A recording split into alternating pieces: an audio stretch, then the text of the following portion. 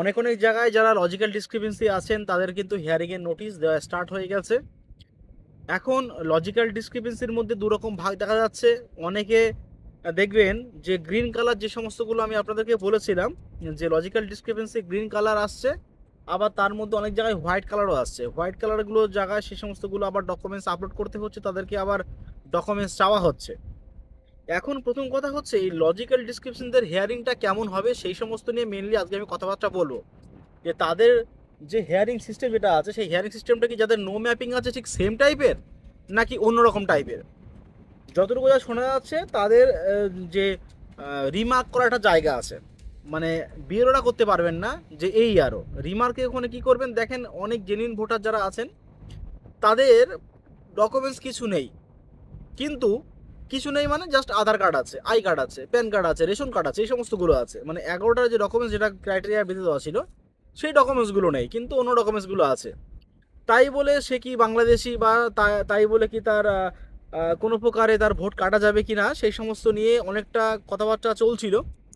যতটুকু যা শুনতে পারলাম তাদের রিমার্ক করা জায়গায় যদি এই আরও ওনারা লিখে দেন যে অমুক ভোটার, তিনি স্থানীয় ভোটার, কোনো সমস্যা কিছু নেই, কিন্তু তার ডকুমেন্টস নেই, এর আমার একটা জাস্ট একটা বক্তব্য তেমন কিছু। যেরকম আমি আপনাদের গত ভিডিওতে বলেছিলাম যে আমার একজন ভোটার আছে, নো ম্যাপিং করা হয়েছে 2001 সাল, 1995 সাল। তার ঠাকুরদার তার বাবার নাম 1971 সাল, 1958 সাল, 1956 সাল এবং 1966 সালেও আছে, যেটা আমি দেখলাম গতকালকে। তো এই সমস্ত ভোটারদের শুধু ডকুমেন্ট শুধু আছে, আই কার্ড রয়েছে, আধার কার্ড রয়েছে, প্যান কার্ড রয়েছে, তাছাড়া কোনো ডকুমেন্টস কিছু নেই, আর রেশন কার্ড রয়েছে। রেশন তুলেই খাই বর্তমানে যা অবস্থা। তা ওই সমস্ত ভোটারদের যদি এখন বলা হয় যে আপনার ভোটটা থাকবে না বা আপনি বাংলাদেশি, তাহলে ব্যাপারটা অন্যরকম মনে হয়। ওই কারণে বিশেষ করে এই সমস্ত ভোটারদের যে একটা রিমার্ক করা জায়গা ওখানে আছে, নো ম্যাপিং যে সমস্তগুলো আছে সেই সমস্তগুলোও আছে রিমার্ক করা জায়গা। আর যে সমস্তগুলো লজিক্যাল ডিসক্রিপেন্সি, এদের কিন্তু হিয়ারিংটা একটু শিথিল হবে। হবে মানে হবে, তার কারণটা হচ্ছে লজিক্যাল ডিসক্রিপেন্সি। দেখেন যে ধরেন আমি, হ্যাঁ, আমার যদি হিয়ারিংয়ে নাম যদি আমার আসে, তাহলে আমার ডকুমেন্টস সব কিছুই আমার অ্যাভেলেবেল আছে, কিন্তু আমার বাবার ডকুমেন্টস সব কিছু নেই।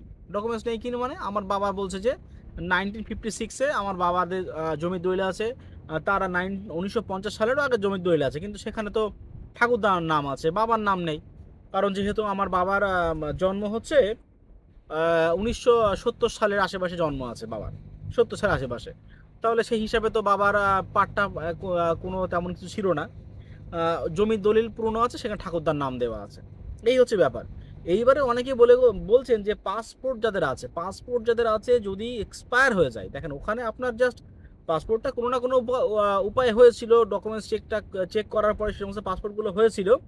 কিন্তু যদি আপনাদের পাসপোর্ট থেকে থাকে, সে এর ডেট এক্সপায়ার হোক বা নতুন কোনো পাসপোর্ট হোক না কেন, সেই সমস্তগুলো ওখানে গ্রাহ্য করা হচ্ছে। এবার দেখেন আমার যতটুকু যা মনে হচ্ছে নতুন পাসপোর্টের থেকে পুরনো যে সমস্ত পাসপোর্ট যেগুলো ডেট এক্সপায়ার হয়ে গেছে ওইগুলো বেশি গ্রাহ্য করা হতে পারে। তার কারণটা হচ্ছে নতুন পাসপোর্ট যারা আছে তারা হয়তো নতুন এখানে এসছেন, তারা পাসপোর্ট বানাতে পারেন কোনো না কোনো উপায়ে, কিন্তু যারা পুরনো তারা হয়তো আগের পাসপোর্ট থাকতে পারে, হ্যাঁ, এক্সপায়ার হয়ে গেছে, রিনিউ করার নেই, এইটা হচ্ছে মেন ব্যাপার।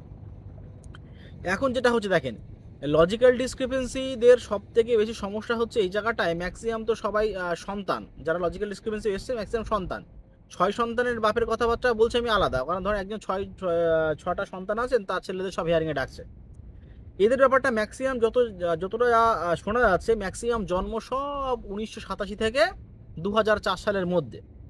তাদের ডকুমেন্টস বাদ যে কোন জায়গাটায়, যতটুকু যে শোনা যাচ্ছে সমস্ত ডকুমেন্টস বাদ যে এক জায়গাটায়, সেটা হচ্ছে ধরেন যে 2004 সাল থেকে 1987 সালের মধ্যে জন্ম আছে, বাদ যে কি ছেলের ডকুমেন্টস কিছু আছে, কিন্তু বাবা মার কোনো ডকুমেন্টস কিছু নেই। এটাই হচ্ছে মেন কথা। কারণ ওই যে 1987 সাল থেকে 2004 সালের মধ্যে জন্ম যাদের আছে তাদের হয় নিজের ডকুমেন্টস একটা লাগবে, অথবা বাবা অথবা মায়ের ডকুমেন্টস লাগবে।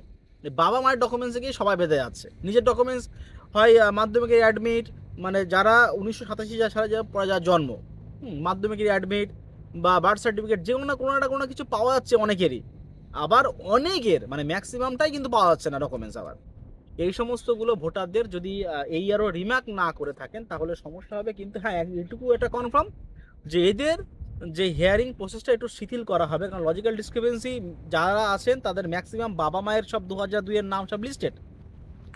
লজিক্যাল ডিসক্রিপেন্সি নামের সমস্যার কারণে তারা হিয়ারিংয়ে চলে আসছেন।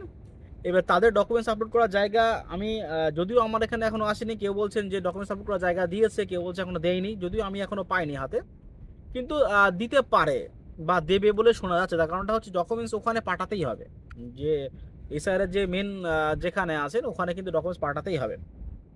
এখন দেখেন, প্রথম কথা হচ্ছে বর্তমানে যেভাবে হিয়ারিং প্রসেসটা চলছে এটা একটা অস্বাভাবিক একটা খারাপ দিকে এগোচ্ছে।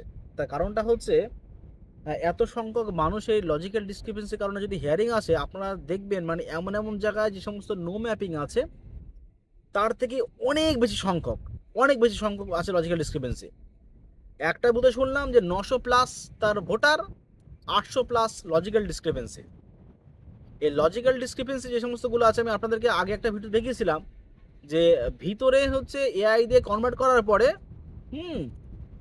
অন্যরকম সমস্ত কিছু নাম টাম সব লেখা আছে। ধরেন একটা লেখা আছে যে ইন্দ্রজিৎ বর তার নাম, ইন্দ্রজিৎ যদি টাইটেল বর হয়ে থাকে, সেই ইন্দ্রজিৎ নামটা তো নেই। হ্যাঁ, তার জায়গায় শুধু এখানে বি দিয়ে একটা মানে বাজে ল্যাঙ্গুয়েজ স্ল্যাং ইউজ করা আছে, যেটা আমরা ইউজ করি সাধারণ ভাষায়, যারা ছেলেরা বিশেষ করে ইউজ করে, বাজে স্ল্যাং ইউজ করা মানে লেখা আছে ওখানে। তা এই সমস্ত দোষগুলো কার? লেখা আছে বর পুরোপুরিভাবে টাইটেল বর, সেখানে লেখা আছে অন্যরকম। আর যেখানে আমি দেখেছি অনেকের যে নাম দেওয়া আছে, এক ধরেন মোশারেফ খান লেখা আছে, কিন্তু তার নাম এসছে বাবার নাম শুধু খান, কিন্তু 2002-এর যে লিস্টে বাংলাতে কিন্তু মোশারেফ খানই লেখা রয়েছে। তো এই সমস্ত ভোটারদের যে হেয়ারিংয়ের তাদের দায় কিন্তু সেই সমস্ত ভোটারদের নেই, একদম 100% বলছি। এই সমস্তগুলো কিন্তু ইলেকশন কমিশনের একটু বলা উচিত ছিল অন্ততপক্ষে, যে 2002 সালের যে বাংলা লিস্টটা যেটা দেওয়া আছে আপনাদের ওয়েবসাইটে, সেই সমস্ত লিস্ট দেখে অন্তত হেয়ারিং যেন পাঠানো হয়। তা না করে যেভাবে হেয়ারিং পাঠানো হচ্ছে, বহু সংখ্যক মানে হেয়ারিং কার আসবে না আসবে কেউ কিচ্ছু বলতে পারবে না। যেটা আমি গতকালকেও বলেছিলাম যে কেউ কিচ্ছু কিন্তু বলতে পারবে না যে কার হেয়ারিং আসবে কি না আসবে, এটাই। আর আমাদের ভারতবর্ষের যা বর্তমানে যে অবস্থা, কোনো কিছু হলেই তো সমস্ত কিছু মোড় ঘুরে যাচ্ছে। দেখবেন যে এসআইআর এর যে আন্দোলনটা, প্রথম এসআইআর স্টার্ট হওয়ার আগে যে পরিমাণে ছিল, এমনকি এসআইআর এর আন্দোলনটা কিন্তু অনেকটা শিথিল হয়ে যাচ্ছে। শিথিল হওয়ার কারণটা, ব্যাপারটা হচ্ছে যে অল্প অল্প সংখ্যক করে হিয়ারিংয়ে ডাকা হচ্ছে। যদি একসঙ্গে এত হুড় করে যদি হিয়ারিংয়ে ডাকতো, তাহলে কিন্তু আন্দোলনটা অনেকটা স্প্রে করতো, মানে অনেকটা ছড়িয়ে যেত। তো যাই হোক, তো আজকের ভিডিও এই পর্যন্ত। পরবর্তী ভিডিও আপলোড চ্যানেলকে সাবস্ক্রাইব করে পাঠাতে ক্লিক করুন। ধন্যবাদ।